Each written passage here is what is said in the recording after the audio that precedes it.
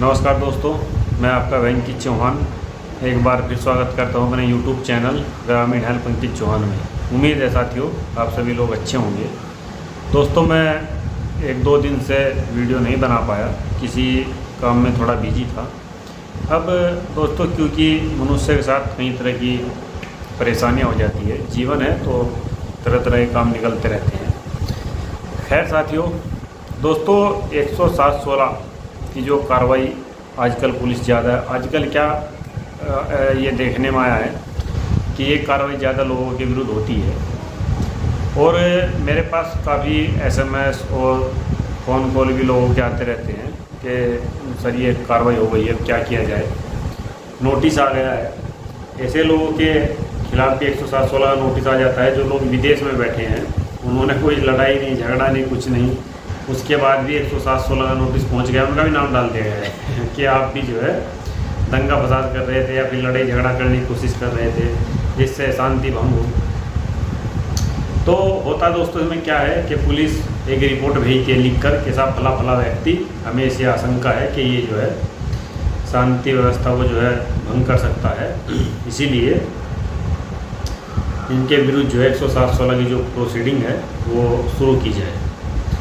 देखिए साथियों, मैं यहाँ पर आपको बताऊं कि यदि कोई भी वाद विवाद किन्हीं दो पक्षों में है, या कई बार ये भी देखने में आया कि कोई मामला न्यायालय में चल रहा है, तो ऐसी स्थिति में दोस्तों यदि आपका कोई मामला न्यायालय में विचाराधीन है, वहाँ पर चल रहा है, तो उसको साथियों आप लोग न्यायालय से ही निपटाने की कोशिश करें। घर पर उसमें कोई लड़ाई झगड़ा ना करें। जो भी आपके पास सबूत है, तथ्य है, बातें हैं, कागज़ है, जो भी है, वो सारी चीज़ें आप न्यायालय के सामने प्रस्तुत करें। आप स्वयं भी अपना केस लड़ सकते हो या फिर आपका वकील लड़ रहा हो, जो भी परिस्थिति हो। लेकिन दोस्तों घर, मोहल्ला, गली या फिर सार्वजनिक स्थान पर लड़ाई झगड़ा करना ये बिल्कुल विधि विरुद्ध व्यवस्था है और एक सभ्य समाज में दोस्तों ये चीज़ें होनी भी नहीं चाहिए। लेकिन बहरहाल अब हो रहा है दोस्तों, अब इसमें भी कोई डिनाई नहीं है।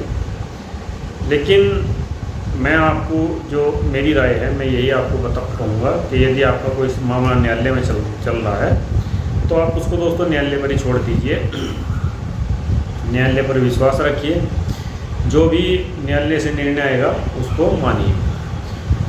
उसमें फिर आप लोग अपील में जा सकते हैं, वो एक लंबी प्रक्रिया है। ये तो हो दोस्तों एक बात। अब कुछ मामले ऐसे होते हैं दोस्तों कि सर फलाना आदमी ने हमें गाली दे दी, या साहब फला जगह झगड़ा हो रहा था, हम देखने के लिए चले गए कि साहब झगड़ा क्यों हो रहा है। तो देखिए कहीं लड़ाई झगड़ा यदि होता है तो कभी किसी का इस तरह से देखने नहीं जाना चाहिए। मान लीजिए जैसे एक बार मेरे पास फ़ोन आया कि साहब एक जो है लड़ाई बच गई थी, पलवा हो गया था, तो हम देखने के लिए वहाँ चले गए।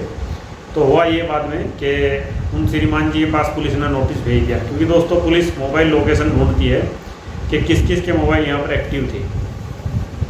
तो उन बेचारों को बिना वजह कोर्ट में खींचना पड़ गया। तो इस तरह के दोस्तों मामले हो जाते हैं। रहा सवाल दोस्तों छोटी मोटी बातें, देखिए अगर भी कोई ज़मीनी विवाद है, मैं आपको एक स्पष्ट आज कर दूँ, जो संक्रमणीय भूमि का जो मामला होता है दोस्तों, उसको आपके जो SDM एग्जीक्यूटिव मजिस्ट्रेट होते हैं, तहसीलदार होते हैं, ये सब उसको देखते हैं। यदि आपका खेती की ज़मीन से संबंधित कोई मामला है, आपको कोई समस्या है, उसमें कोई परेशानी है, तो आप उसका नियमानुसार विधिवत तरीके से अपनी बात को रख सकते हैं लिखित रूप में अधिकारियों के सामने दोस्तों, तहसीलदार SDM के सामने, अगर नहीं सुनते तो ADM के सामने, उसके बाद DM के सामने, उसके बाद कमिश्नर के सामने। तो ये दोस्तों एक तरीका रहता है।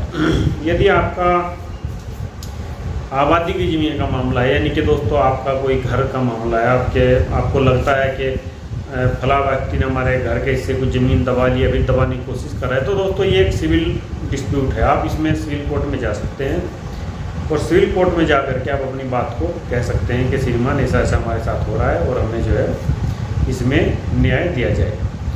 तो ज़्यादातर दोस्तों मेरा तो मानना ये है, मैं आपको यही कहूँगा कि यदि कोई भी इस तरह की स्थिति बनती है तो आप लोग पहले एक अपनी बैठ कर बात कर लीजिए। ये दोस्तों ज़्यादा उचित रहता है दोनों ही पार्टियों के लिए, ना कि दोनों पार्टी फिर कोर्ट में खींचे, कोर्ट कचहरी में टाइम बर्बाद, तमाम चीज़ें आप जानते हो। कोर्ट में दोस्तों उस परिस्थिति में आप जाइए जब आपको ये लगे कि नहीं जो है हमें अब कोर्ट में जाना ही चाहिए। रहा सवाल CRPC के सेक्शन 107 और 116 का, जिसमें लोगों को पाबंद किया जाता है, तो ये बात बिल्कुल सही है दोस्तों।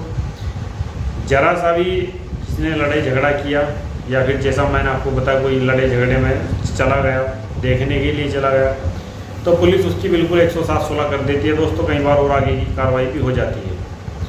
तो किसी भी तरीके के लड़ाई झगड़े से आप लोग बिल्कुल दोस्तों दूर रहे, और जो ये 107-16 की कार्रवाई है इससे बचे।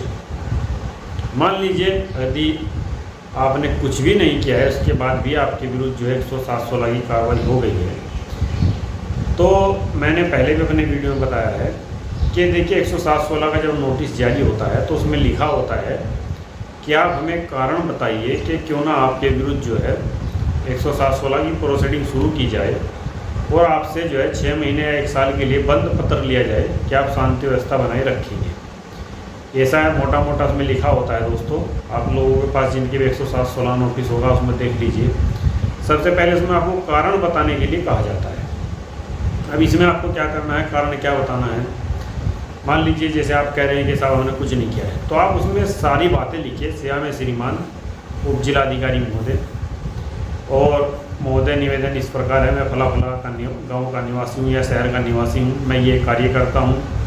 महोदय मुझे ये नोटिस प्राप्त हुआ है, मैं इस दिनांक को यहाँ नहीं था, इसका मेरे पास ये सबूत है। तो ये सारी चीज़ें जब आप लिखित में देते हैं तो ये बन जाता है आपका लिखित जवाब। यानी कि जो नोटिस में लिखा होता है कि आप कारण बताइए, तो ये आपका कारण बताओ नोटिस आप उनको दे देते हैं कि साहब जो आपने कारण हमें बताने के लिए कहा ये हमारा जवाब है, आप इसको देख लीजिए। उसके बाद दोस्तों उस पर SDM न्यायालय SDM साहब जो है उस पर विचार विमर्श करते हैं, देखते हैं कि आपकी बात कितनी सही है कितनी गलत, तो दोबारा जांच भी करा सकते हैं। यदि बात सही पाई जाती है तो आपका जो मुकदमा 107-16 को वहीं दोस्तों ख़त्म कर दिया जाता है। यदि उनको लगता है कि नहीं इसमें जो है पाबंदी किया जाना चाहिए तो पाबंदी भी कर सकते हैं, ये उनके विवेक अधिकार के जो है ऊपर है। यदि दोस्तों आप इससे भी संतुष्ट नहीं है तो देखिए आप एक बार अपने डिस्ट्रिक्ट कलेक्टर से मिल सकते हैं, उनको बता सकते हैं कि श्रीमान ऐसे ऐसे हो रहा है। और इसके उपरांत आप कमिश्नर महोदय यानी कि मंडलायुक्त से मिल सकते हैं कि साहब ये प्रकरण है, हमें जो है न्याय दिया जाए।